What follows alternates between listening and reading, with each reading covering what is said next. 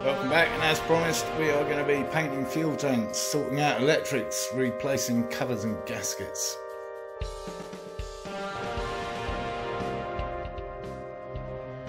Yes, it's Hondukiville. We might even start to look at the starter. Yes, the electric start. Then again, we might not, you know how these things go. So, here's what we're going to do on this. We're going to mount this around about there. Lovely. Yeah, because we've got a little bit of angle dangle. And we're going to, so this is the main power off the fuse into what will be the, off the switch into what will be the fuse box. And actually, it's a bit manky. And it's black, which is kind of confusing because that's usually an earth colour or a ground colour. So I'm going to use new wire, nice beefy red wire, into the main fuse box. And then all these will come off that. And then we need to tidy up all this other bollocks as well, right? We got this mess, and I don't really know where that goes or why, but that one goes to the regulator. So I need to make sure I reconnect that. Anyway, what's that tank looking like? So by hooking this one into our temporary fuse box, or junction box at least, that's now providing power to these two here, which come all the way up here. And yeah, I'll show you. Bingo. There we go, we have power. Just earthing it on that front fork. There you go. So these two are really the only question mark, and I think they have to be to the starter motor switch. It's looking good, I have to tell you. Oh, I know, it's like the unveiling of the new Ferrari. Anyway, it doesn't look bad. See? Told you so. Oh, all right.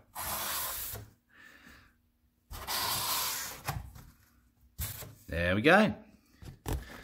Fading from blue to a lighter blue, and this will be removed, revealing the sparkly silver underneath. Looks like it's got a little dent. That's a bugger, isn't it? I didn't do that. I didn't notice that. Oh well. Yeah, I'm very happy with the paint job. Cool. Just tidying up the edges on the paint here before I flip it over, and well, I'll flip it over. Done that. Yeah, tidy up all those nasty bits of red and whatever gasket, because we've got our new gaskets, and we can put this back on. Cool. And yeah, I just spent, I don't know, 5 minutes looking for the other end of the regulator plug. Of course, it's here. Yes. Anyway, and then we can tidy out some of this wiring as well.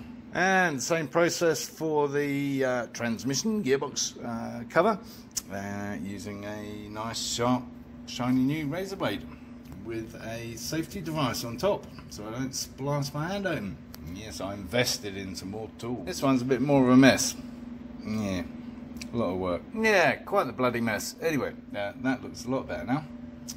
Just give it a little clean up with a rag, and that'll be ready to put on tomorrow. Yuck.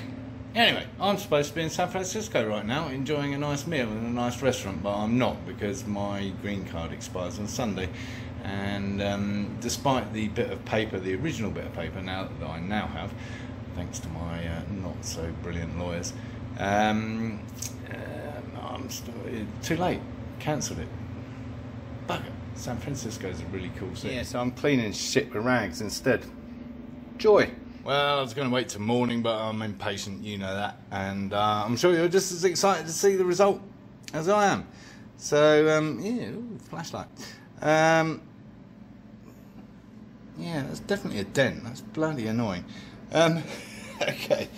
Anyway, I'm obviously going to wait until the morning before I decide whether this is good, because artificial light is never good to look at this kind of stuff in.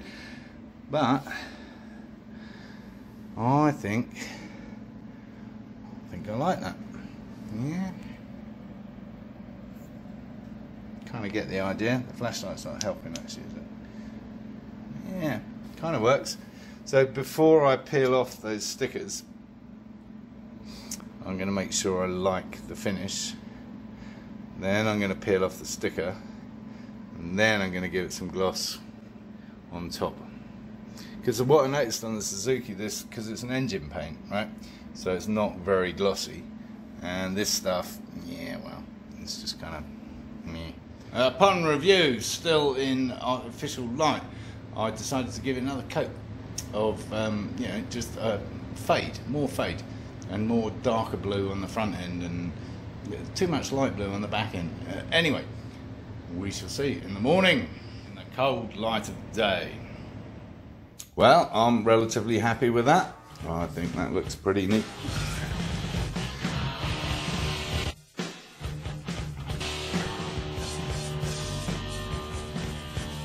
Proof of the pudding is whether the masking has worked or not, so I have to carefully remove those stickers and then maybe give it a gloss coat. I know it looks shiny in the light here, but it could do with a coat of gloss. And yes, I haven't given up on my pepper pot idea. I've removed various bits of it at the moment, and I'm thinking it might look really cool. And I have an idea for the other side. So, yeah, something like that. For demonstration purposes only, using a similar light to what I've got on the front of the Suzuki, that's what it might look like. I don't know.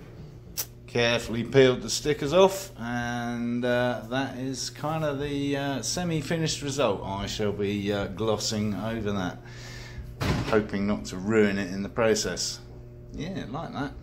Nice. And in situ. Very nice. Yeah. Cool. Lovely. Good news is there's plenty of room up there for the starter solenoid. Not so much room for the fuel. There. That's a bit close for comfort to the frame. Interesting. So, issue number one with cheap fuel tank. Can't get the fuel cap in there and locked, and can't put it on without locking it because the key won't come out. So that's fun. Then we're back to Fitz Honda CB750. Not quite, because as you'll see, that's a little off centre there. Yeah, a little skewy. And that's because the fuel is right there. That's a little exaggerated. That's as good as it gets, and it's right up against the frame, and what's more than that, it's right up against the cylinder head, the rocker covers. Yeah, so that ain't gonna work, is it? Bloody hell. Yeah, what to do? I don't know at this point. Anyway, it's not a insurmountable issue, because at the end of the day, there's a hole in a tank that allows fuel to drain out of it. And so at the end of the day, the other side of the tap, there's just a little pipe that the fuel comes out of. So we can potentially bypass the tap altogether, because it's very old-fashioned, and just have fuel permanently flowing, although it's quite useful to be able to turn it off. But there are other ways and means of turning things off. Bloody hell. And as far as this stupid bastard goes, I guess at the end of the day, we could just... so there's the lock in place, that second one there. Arrow from top.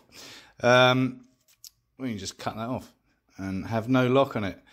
Yes, this is not the 1970s oil crisis. Nobody's siphoning off gas, especially out of a piddly little tank like that one.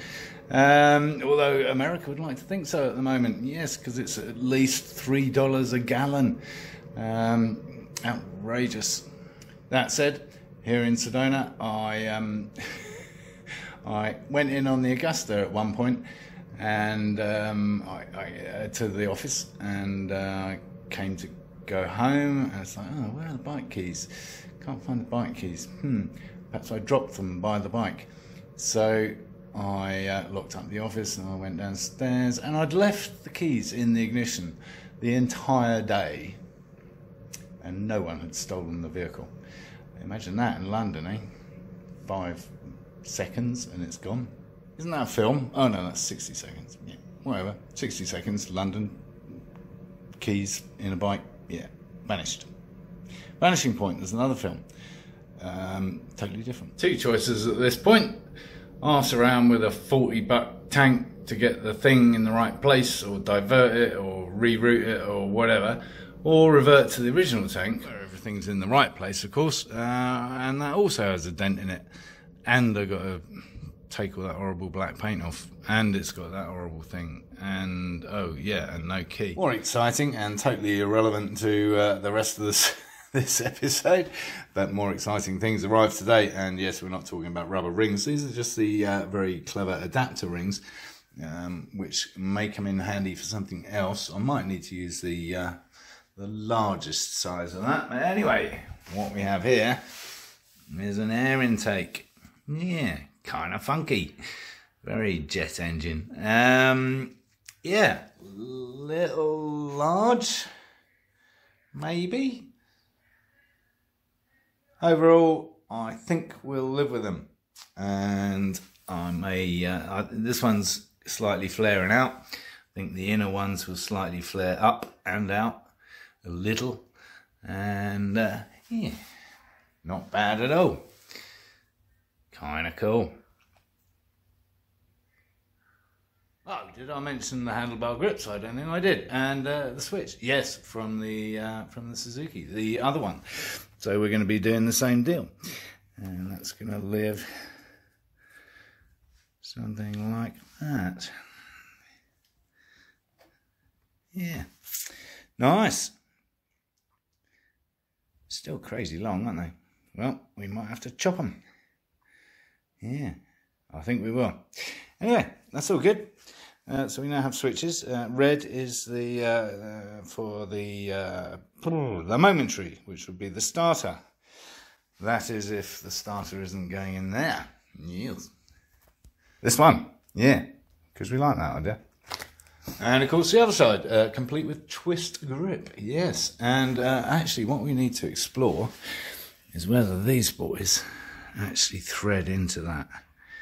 Yeah, because that'd be lovely if they do. First time we actually had the throttle grip fit the existing cables without any kind of adjustment or fudging of the situation. Oh, I guess the question at this point is how much of this can I chop off safely? I would say, I mean, yeah, that's up against the butt there. I would say you could easily take 3 inches off. Yeah, got the same safety margin this end. I think we cut 3 inches off. Ah, yes, and the fuse box arrived. Did I mention that? I didn't mention that. I don't know. Anyway, it arrived 2 days early. Yes. In fact, next day, I think. So yeah, we've started plugging things into the fuse box, as you can see. That whole nest of positives that runs up to the front. One goes off to the regulator and the other one's spare. We've got another one hanging off here. And this is my new, slightly thicker, main from the switch to the fuse box. Yeah, so that's all coming along nicely. We've got plenty of slots, and I don't think we're going to need them, especially as there's like 4 hanging off that one. I might actually wire, I think I'm going to wire the regulator in on its own, rather than part of that mess. And probably on a 15 amp. Of course, while we're messing around with electrics, I couldn't resist trying the back light out. Needs a little bit. Something like that. Oh. Yeah, that works out pretty well. Nice shape. Obviously, once the paper's off, you'll get that clean edge where it's clear inside, but the paper itself is catching the red light, which only happens at the ends and the corners. So, yeah, that's cool. Nice. There, that's better. Oh, a little bit short now. Oh, yeah. That's right. And the other ends. And while I had the Mr. Kawasaki out, I did the other end. Yes, a lot easier this time. New blade, so went through it quicker, and bigger diameter. So I was able to cut more and not rely on the hammer very much. So that's cool. We're all done. There, that's better. Yes, cool, lovely. I might put those plastic stoppers in the ends just to tidy it up a little, obviously, but yeah, that's much better. We don't need to switch that side.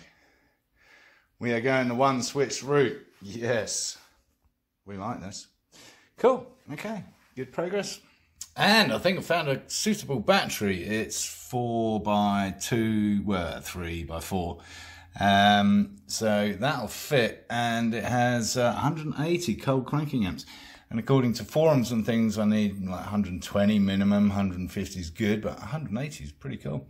So let's hope it lives up to expectations, but that'll work perfectly. All round, much better job this side. Didn't cut that bottom pipe at all, as you can see. Yeah, second time round, know what you're doing, right? Know what to avoid, and that should be a lot easier to clean up, so that's good. Don't know exactly how I'm going to clean them up, and of course we've still got that and that. Tricky. Yes, not sure. Obviously grinding involved. And at this point, while it's tempting, because I've got the gaskets to put the covers back on, I'm kind of thinking if I am going to do anything at all about painting the block, which I'm toying with,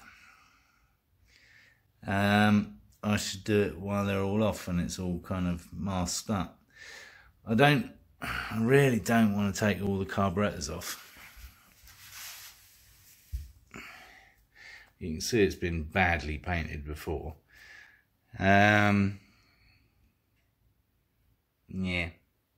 don't know what to do. I mean, obviously the best thing to do, take the whole thing out, motor included, and do it, but I don't want to do that. I think I can get in there. And so, changing the subject again completely, I've been looking at the foot pegs, I've been looking at those rear sets that I bought, and I don't think they're going to work without a lot of messing around and fabrication and rods and God knows what. So what I'm going to do is, yes, I have these. Remember I had 2 pairs for the Ducati? What do you mean you didn't watch the Ducati video? Watch the Ducati videos. Anyway, I'm going to simply screw them on. I think I'm going to get Adam to chop off that end and then drill them with the appropriate thread to just slot on there and call it a job done. And on the subject of jobs done, I think we'll call it a day for this episode. I'm not sure what jobs we did get done. We got a lot of cutting done, I think, the handlebars, the rear frame. We're making good progress. There's lots of things to still sort out, so do tune in next time to see how we get on. Thanks as usual for watching, and subscribe if you haven't already. Need subscribers, and like the video as well. Give it a thumbs up, yeah. And of course, encourage others to watch my lunacy.